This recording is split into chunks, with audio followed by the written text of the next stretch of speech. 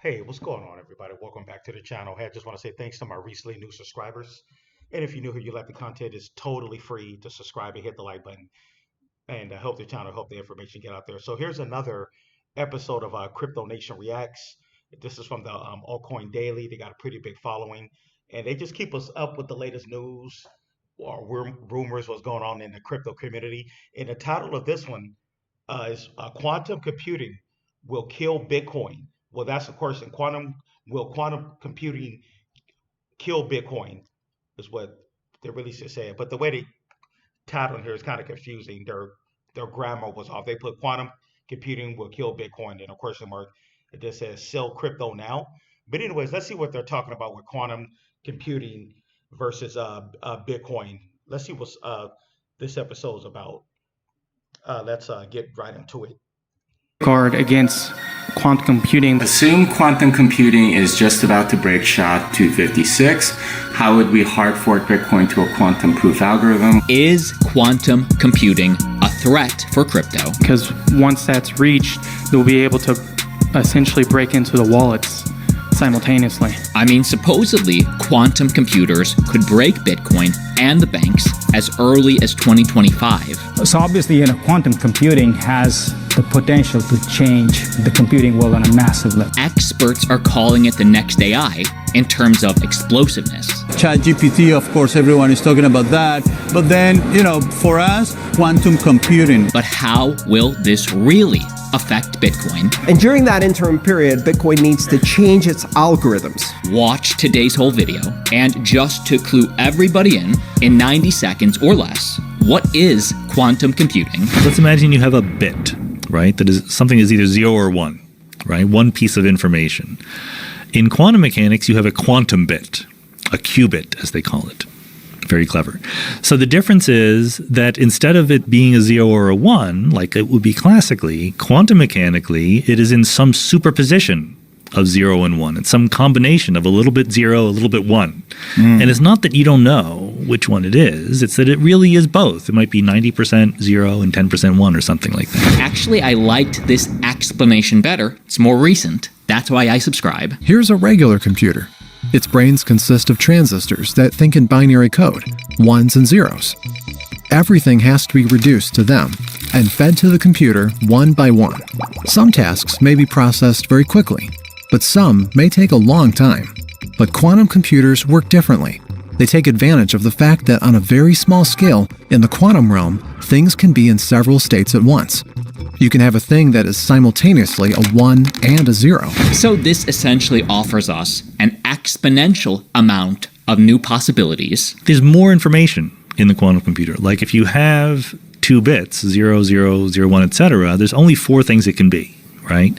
If you have a quantum computer, there's an infinite number of things it can be. The different aspects of life this can benefit for us is undeniable. This is perfect for things like gene engineering, climate prediction, and other things where you have to consider a lot of possibilities with a lot of variables.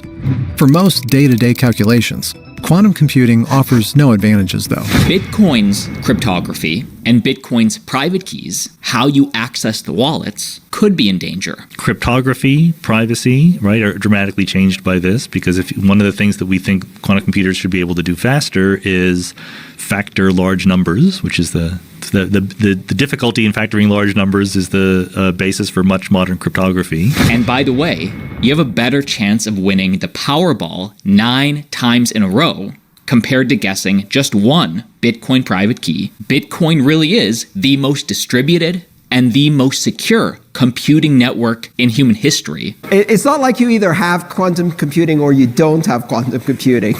The question is, how powerful is it? How many bits, how many qubits of quantum computing do you have? So will quantum computers be able to break Bitcoin, specifically the hash algorithm which Bitcoin uses, SHA-256? This is a cryptographic hash function used in Bitcoin's proof of work mining consensus mechanism. Yes, the US government's NSA did develop SHA-256. Bitcoin was built using it. Many people do then speculate that Bitcoin was secretly created by the NSA. To me, that's outrageous because Bitcoin's success was actually built on the back of 50 years plus of hard work. Because while the Bitcoin network went live in 2009, they were pulling from so many different research papers, using other people's discoveries, utilizing that as far back as from 1974. But let's just say, for argument's sake, that the NSA today finally got access to quantum computing, and it was powerful and it was fast. Could they then corrupt the Bitcoin network?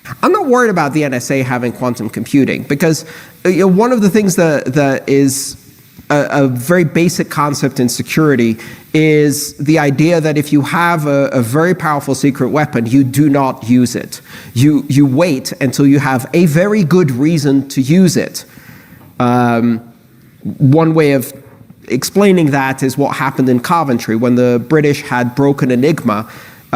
They had the most important secret was keeping secret the fact that they'd broken Enigma, otherwise they would go change the encryption code. So to keep that secret, they had to do parallel construction. If they found out that something was going to get bombed, they had to, I don't know, capture a German soldier who knew about it and then say that he told them so that they would have a different reason. And when they didn't have a different reason, they let the Germans bomb Coventry.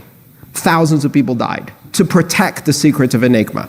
So all I'm saying is if the NSA has a quantum computer and they really want to people not know that quantum computer, which can also break all of the encryption keys on all of the nukes in the world, all of the communication keys and all of the nuclear subs and all of the military intelligence networks and all of the... Man, one thing that I'm thinking, guys, like this whole quantum computer thing, I'm like, man, what if this gets like into the wrong hands? You know what I mean? Or what if they use this to try to break some type of nuclear weapon code? You know what I mean? Because like those nuclear weapons are, I think that stuff is all digital, and they have like codes and stuff like that. So quantum computing, man, this is the future, but I don't know.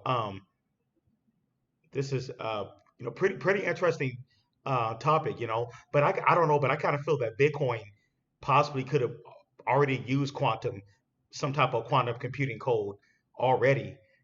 Just look how complex it is. You never know, but at the end of the day, we really don't know what's going on behind the scenes. But yeah, either way it goes, this is some interesting stuff.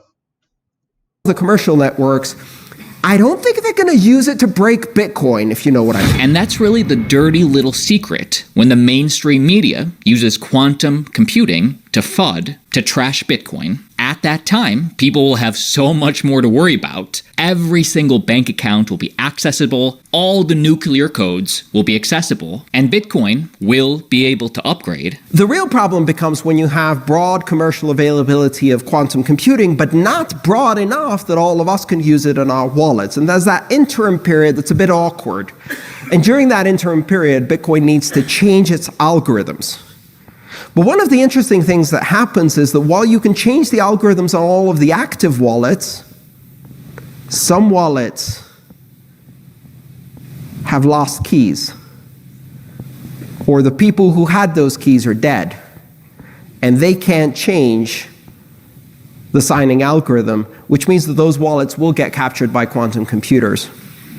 So one of the interesting things that happens is we will know when quantum computing exists when Satoshi's coins move. So for every single person that still has access to their private keys, you will be fine. It's those lost Bitcoin and maybe even Satoshi's Bitcoin that potentially could be accessible. But for the rest of the ecosystem, we can migrate quite easily to another algorithm. It's not really as big a threat as people think it is. And by the way, even though quantum computing is an incredibly powerful supercomputer, it's really not SHA-256, aka proof of work, aka Bitcoin mining, that will be affected. Programmer Jimmy Song explains. And there's no known quantum computing algorithm for breaking SHA-256 anyway, so I don't know if there's some confusion. Hash pre-images are quantum safe. It's discrete log and prime factorization that are vulnerable to Shor's algorithm, which really only gets you the square root, which isn't honestly all that much. So it's not SHA-256. its discrete log, meaning not the proof of work, but potentially the crypto wallets. And will Satoshi's coins be affected? Programmer Andreas Antonopoulos clearly explains that it's really not even all wallets. Quantum computing would basically mean that the elliptic curve digital signature algorithm would be vulnerable. Now, there are two different categories of algorithms that are used within Bitcoin. One is a hashing algorithm, SHA-256, and the other one is a digital signature algorithm, ECDSA, elliptic curve. Quantum computing will most likely affect the elliptic curve digital signature algorithm first. Whether you can use a quantum algorithm to shortcut SHA-256, I'm not sure about that. I don't know if there is a quantum algorithm for that or how easy it is. So that's a different class of algorithm, and it might require a different approach to cracking. But let's say that ECDSA is affected. Ironically, what that means is that if you lost your keys, but you had previously used that address, then a signature together with a public key will be visible and will be available on the blockchain. Because when you spend from an address, you leave behind a public key and a digital signature. Whereas Satoshi, for example, never spent, never moved any of the initial mined coins. So if, in fact, Satoshi had 1 million coins, and if those are sitting there on the blockchain, because they haven't been spent, we don't have a signature and we don't have a public key. What we have is an address, and an address is the result of a double hash and is not the result of the ECDSA algorithm, which means that if a quantum computer can crack ECDSA, but it can't crack SHA-256, then Satoshi's coins are safe.